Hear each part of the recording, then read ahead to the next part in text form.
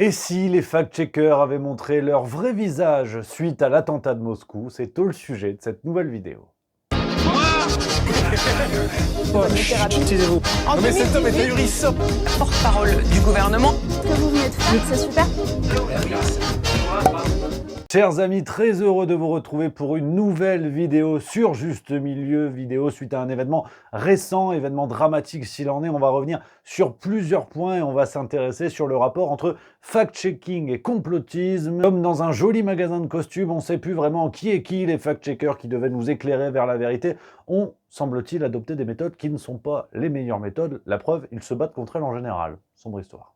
Mais avant d'attaquer dans le vif du sujet, n'hésitez pas les copains, si vous le souhaitez, à vous abonner à la chaîne YouTube de Juste Milieu et mettre le pouce sur cette vidéo. N'hésitez pas également à la faire circuler, ça risque de faire jaser dans les officines. Alors d'abord, avant d'aller dans le vif du sujet, les amis, quelques éléments de contexte pour bien expliquer ce qu'il en est. Nous sommes le 22 mars 2024, au moment de cet attentat qui va se dérouler du côté de Moscou, dans une salle de spectacle qui s'appelle le Crocus City Hall. Des centaines de spectateurs sont rassemblés pour assister au concert d'un groupe de rock russe qui s'appelle Picnic. Petit extrait.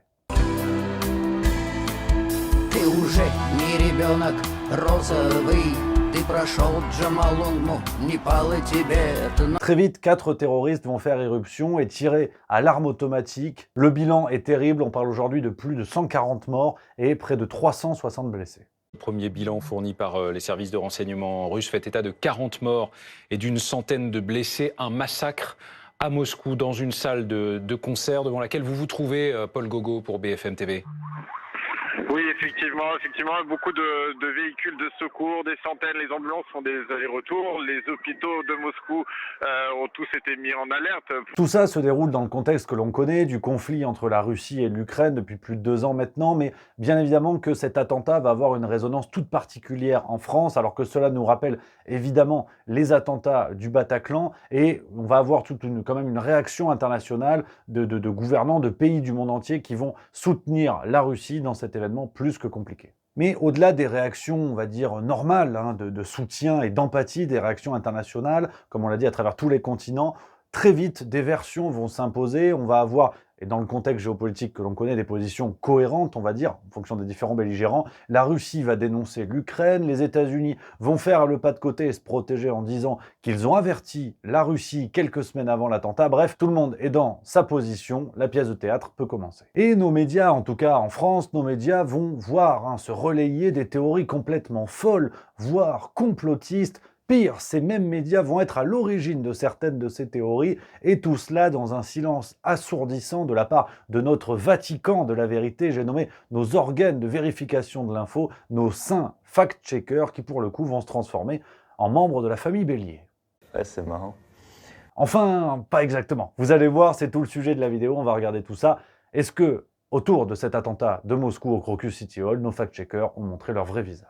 Alors, pour continuer un petit peu dans le contexte, les amis, pour que vous ayez vraiment toutes les cartes en main, très vite, il va y avoir une revendication concernant cet attentat, une revendication de la part de Vilayat Khorasan, qui est une branche de l'État islamique qui officie dans certains territoires. Voilà ce qui était dit dans nos médias français à ce moment-là, concernant ces revendications. La revendication est tombée il y a quelques minutes maintenant, une heure à peu près, un peu moins d'une heure. Elle est assez précise et elle précise en tout cas que les assaillants sont retournés à leur base sains et saufs. C'est un détail assez important à retenir. Donc maintenant, c'est une première revendication. Évidemment, il y a une autre qui va tomber avec plus de détails dans les heures à venir.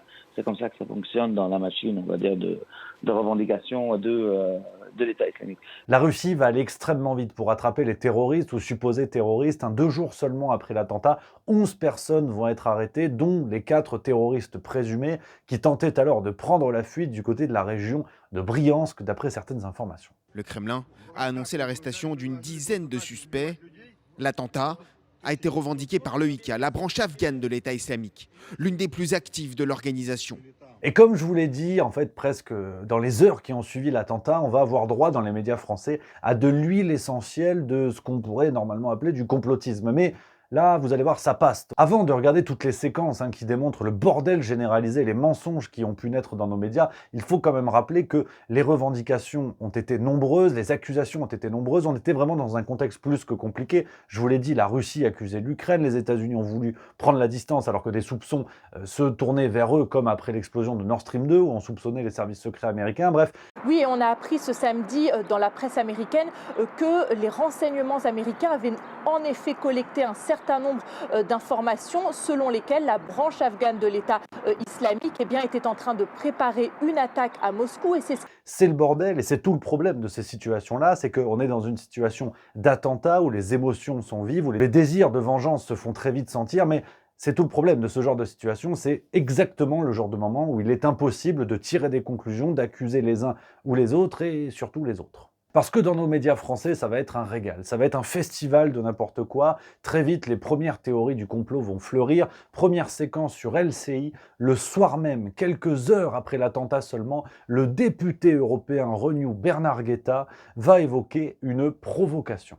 Le terroriste, ça ne veut rien dire en soi. Évidemment que c'est un acte terroriste, mais commis par qui? Qui sont les terroristes? Et quel est leur objectif? On peut parfaitement imaginer que ce soit une provocation, on peut parfaitement imaginer que des soldats revenant du front... Enfin, on peut imaginer tout.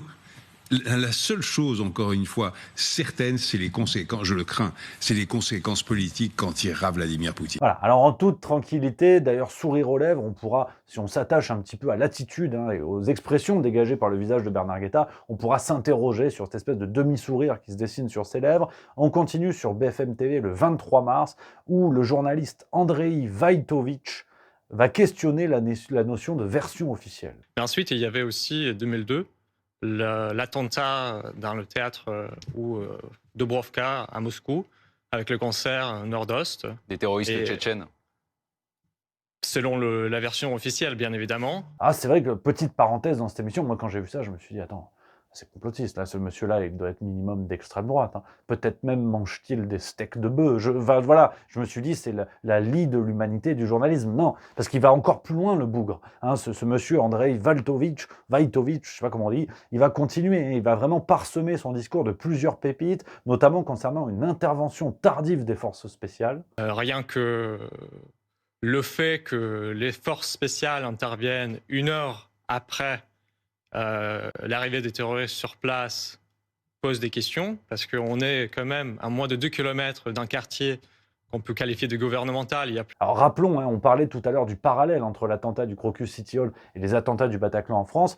Cette rumeur complotiste avait été née également en France suite aux attentats du Bataclan, où plusieurs personnes avaient évoqué le fait que les unités d'intervention avaient été retardées concernant les attentats, que cela avait retardé l'intervention dans la salle de concert. Donc on est vraiment sur une rumeur qui avait été jugée complotiste en France. Mais là, apparemment, Alexei Vaitovitch nous dit c'est tout bon. Il y a aussi autre chose, regarde là encore, de l'huile essentielle de complotisme. Quand même quelque chose qui est assez étonnant, qu'on n'arrive pas, même après l'arrivée des terroristes, les intercepter tout de suite. C'est-à-dire que pendant toute la journée, plusieurs heures, ils se baladent tranquillement, pardonnez-moi l'expression, à Moscou, en voiture, et puis ils arrivent à s'échapper à plusieurs centaines de kilomètres, ils sont presque à la frontière avec le Bélarus. C'est quand même extraordinaire. On continue le 23 mars, toujours sur LCI décidément, c'est Natalia Turin qui est interviewée, alors en sa qualité, je cite, de fondatrice des éditions Louison, spécialisée dans la littérature russe. Apparemment, si tu as bu de la vodka une fois dans un bar à Marbella, tu peux avoir un avis sur la géopolitique russe. Après voilà, je ne sais pas qui désigne les compétences des uns, qui choisit c'est bon ou pas, mais là, en tout cas, cette dame est interrogée. Bon, là, j'ai rien compris. Je vous laisse juger. C'est-à-dire que quand on dit que c'est une attaque islamiste et que le propriétaire, c'est quelqu'un de très très important, juif de la diaspora d'Azerbaïdjan, qui est extrêmement riche. Son fils est marié avec la fille du président d'Azerbaïdjan. Tout ça me fait penser que ça peut aussi être une espèce de répartition du pouvoir économique. Non, là je reconnais, je veux bien analyser, essayer d'analyser tout ce que je peux. Alors je suis pas fact-checker, donc mes analyses valent que dalle évidemment. Mais là franchement, j'ai rien compris. On continue toujours sur LCI. Le 24 mars, on a Pierre Servan Servan, qui porte très bien son nom, éditorialiste géopolitique, qui nous explique l'arrestation des 4 terroristes de 11 personnes au total, c'est du pipeau total. C'est ce qu'on peut craindre. Juste un mot, cette histoire de l'arrestation des 4 terroristes, de 11 personnes au total, du côté de Berdiansk, et tout ça, c'est du pipeau total. C'est complètement... ça n'a strictement aucun sens. Vous imaginez que ces 4 combattants qui ont fait malheureusement preuve de grand professionnalisme à l'intérieur du centre commercial et de la salle de concert. Voilà, alors vous aurez remarqué, le lien entre toutes ces déclarations, c'est qu'il n'y a aucune preuve, aucun foutu élément de preuve, aucun début de preuve, d'argument ou de quoi que ce soit. On est dans des positions très idéologisées, mais qui se prennent pour une vérité médiatique. Et c'est pas fini. Sur LCI, encore, le 25 mars, on a le général Michel Yakoviev, donc ancien vice-chef d'état-major du SHAPE, qui appartient à l'OTAN. Donc naturellement, l'objectivité vraiment se dégage de la posture de l'ancien métier du monsieur. Et concernant les arrestations, là encore, lui parle de fable. Donc, alors là, ils ont inventé une fable. C'est le fabliau rural dans toute sa splendeur. Là, ils ont trouvé 4 pauvres types qu'ils ont ramassés dans une voiture, qui n'avaient rien demandé à personne. Les vrais coupables, ils courent toujours. Vous ne croyez pas à ce scénario-là? Mais c'est la fable. Devant les juges. La fable totale. Sur LCI, le 27 mars, après j'arrête, on a une contre-enquête de la journaliste Justine Fraissinet qui s'appuie sur les informations sorties par le site Nexta, le site d'investigation Nexta, mais des suppositions qui vont quand même accréditer la thèse que des agents du FSB, donc des services secrets russes, seraient à l'origine de l'attentat et auraient été présents dans la salle à ce moment-là. En tout cas, cette idée doit être considérée. Voilà par exemple ce qu'écrit Galia Ackerman, que l'on connaît bien ici, en reprenant ces images. J'ai écrit qu'au vu des inconsistances dans le récit officiel de l'affaire Crocus, l'implication des services russes me semblait plausible. Nexta affirme, en analysant des vidéos de la salle, que plusieurs membres du FSB seraient présents sur place au moment de l'attentat. Règlement de compte entre services, point d'interrogation. Alors, vous connaissez la maison, on est chez Juste Milieu. Avec tout ce que je viens de vous dire, là on a envie de dire c'est du complotisme. Honnêtement, ce genre de bruit, de rumeur, accrédité rapidement, quelques heures, quelques jours seulement après un drame, c'est du complotisme pur jus. On ne peut conclure dans un événement aussi fort émotionnellement, et alors qu'aucune preuve ne semble se dégager. Qui plus est dans un contexte géopolitique qui va vraiment exagérer, extrapoler les positions où il y a les uns contre les autres. C'est vraiment pas le moment, tu vois, de conclure à des théories. Ben là, si. Là, si. Alors, du coup, quel est le réflexe qu'il faut avoir à ce moment-là? En bon citoyen français, je me suis dit, que disent les fact-checkers? Ben oui, parce que quand on est dans le flou, s'il y a un flou, c'est qu'il y a un loup. C'est qu'il y a sûrement aussi de l'argent public. Donc, je suis allé voir ce que nous disait Conspiracy Watch. J'ai vérifié sur Conspiracy Watch parce que je me suis dit, là, je veux dire, c'est comme une bonne quiche lorraine, on a des œufs, des lardons, de la farine, on a tous les ingrédients, ça doit être du complotisme. Donc Conspiracy Watch va nous dire, on a les ingrédients, hop, égale complotisme. Alors j'ai cherché sur le site de Conspiracy Watch, je vous invite à faire ça, que vous voyez déjà la qualité du boulot qui est proposé. Si vous tapez attentat de Moscou, j'ai trouvé un seul article qui fait écho, un article qui s'appelle Attentat de Moscou, le rouge-brun Douguin accuse les États-Unis, à ce détail près que l'article date du 20 mai 2010. Voilà, je vous ai tout mis en description, en source, comme d'habitude, vous pouvez vérifier, mais allez sur le site de Conspiracy Watch, bon, déjà pour connaître la vérité, et aussi pour faire le petit jeu, de savoir les liens, les articles qui sont sortis, qui auraient dû faire florès, au vu de tout ce complotisme dans les médias. Après, j'ai fait une autre recherche, j'ai tapé Crocus, donc, tu sais, le nom de la salle de concert, et là, j'ai trouvé 2 articles. Alors je vais tout vous lire, ça va être un petit peu long, mais parce que c'est la vérité. Donc d'ailleurs, vous êtes obligés finalement de continuer à regarder cette vidéo. On a le Conspiracy News numéro 13, qui date de 2024, où on nous dit concernant la Russie, je vous lis, dans les heures qui ont suivi l'attentat terroriste du 22 mars 2024 visant la salle de concert du Crocus City Hall, banlieue de Moscou, qui a fait 143 morts et a été revendiqué par l'État islamique, les médias d'État russes, chinois et iraniens ont commencé à relayer de fausses allégations en vue d'imputer l'attentat à leurs adversaires occidentaux. À l'aide d'un outil de veille, NewsGuard a identifié 150 articles parus entre le 22 et le 26 mars 2024 dans ces médias d'État et évoquant des liens entre l'Occident et l'attentat de Moscou. De son côté, l'AFP a décortiqué plusieurs fausses informations et images sorties de leur contexte qui ont circulé sur les réseaux sociaux, certaines visant notamment à appuyer la thèse d'une responsabilité de l'Ukraine. Voilà. Iran, Chine. Eux, ils ont dit des dingueries. France, non. Mais j'ai pas fini parce que je vous ai dit, il y a un autre article. Là, c'est dans le Conspiracy News, hashtag 12, numéro 12 de 2024. Et là, on peut lire. Donc voilà, attention, parce que c'est des fact-checkers. On nous dit, dès vendredi soir, de nombreuses théories du complot ont circulé selon lesquelles l'attentat serait une opération sous faux drapeau. si certains sympathisants de la cause ukrainienne se sont risqués à suspecter une manipulation du Kremlin et que le renseignement militaire ukrainien a accusé les services spéciaux russes d'avoir orchestré l'attaque, le scénario complotiste qui domine sur les réseaux sociaux est celui d'une attaque commanditée par l'Occident, l'OTAN, les États-Unis ou encore l'État d'Israël. Voilà, non, voilà. Donc, on est dans ce qu'on aime dans le fact-checking, c'est que le boulot est fait. On t'explique, alors oui, il y a eu tu vois, je lis, hein, il y a des gens qui se sont risqués à suspecter une manipulation. Donc c'est vraiment, ils n'ont pas fait exprès. Franchement, voilà. Vraiment, le temps d'un tour de tête, ils se sont risqués à suspecter. Par contre, tout le reste, non, c'est sûr et certain. Par contre, tous les autres qu'on dit, c'est peut-être les États-Unis, Israël et tout. Là, par contre, c'est sûr. Eux, ils se sont pas risqués à suspecter. Eux, c'est des connards. Voilà ce qu'on peut trouver sur Conspiracy Watch. Non mais c'est pas vrai! Et tout ça, ça n'est que le début de toutes les zones d'ombre qu'il y a dans cette affaire. C'est vraiment sidérant, les amis, parce que je crois que c'est la première fois que de manière aussi forte, aussi symbolique, on a un retournement de l'activité de fact-checking, où on comprend quel est l'intérêt réel de ces officines sous perfusion d'argent public, pour certaines, c'est ce qu'a prouvé, ce qu'a montré le procès autour de l'affaire du fonds Marianne, enfin en tout cas la commission d'enquête.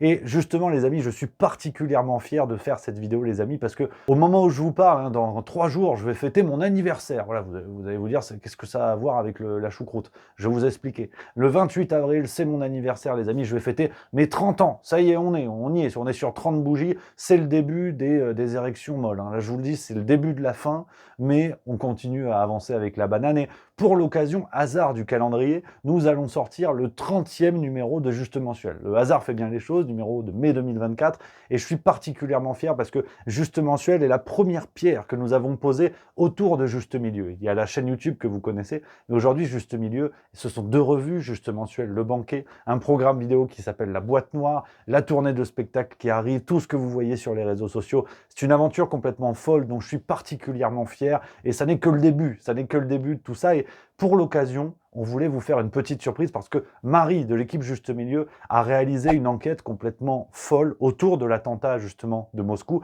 C'est sur la base de son travail, sur le début de ce travail que je me suis basé pour réaliser cette vidéo. Elle propose dans le numéro de mai 2024 de Juste Mensuel cette enquête sur vraiment le fait que les masques soient tombés autour du fact-checking, sur le rôle réel, l'intérêt réel du fact-checking pour certains États, et notamment autour du traitement qui a été fait sur cet attentat de Moscou, avec toutes les dingueries qui sont sorties dans les médias, certaines que vous n'avez même pas vu passer. Et c'est ça que nous allons proposer dans le prochain Juste Mensuel. Pour l'occasion, c'est simple comme bonjour, c'est mes 30 ans, c'est le 30e numéro. Tout abonnement annuel à Juste Mensuel profite de 30% de réduction, les amis. Ça va durer jusqu'au 30 avril 2024 à 23h59. Ce sera la fin de l'opération spéciale. Donc c'est vraiment une manière, voilà, de vous remercier, aussi de vous faire découvrir notre travail dont je suis particulièrement fier. Et en plus, il y a une autre surprise dans ce numéro. Continuez, Jackson, vous m'intéressez.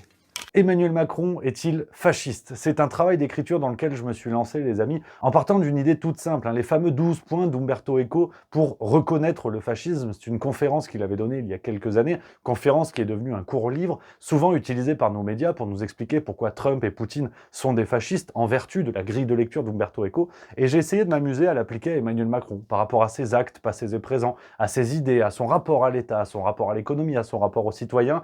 Et je me suis amusé à faire ce travail d'écriture qui au départ devait être un seul et même article à Juste Mensuel et qui en fait est en train de devenir un livre qui est publié en 3 parties, en avant-première pour les abonnés à Juste Mensuel. La première partie est sortie en avril dans un numéro que vous allez recevoir automatiquement en cadeau si vous prenez votre abonnement avant le 30 avril 2024. La partie 2 sera dans le numéro de mai avec l'enquête de Marie sur les attentats de Moscou, enfin sur l'attentat de Moscou, et la partie 3 sera dans le numéro de juin.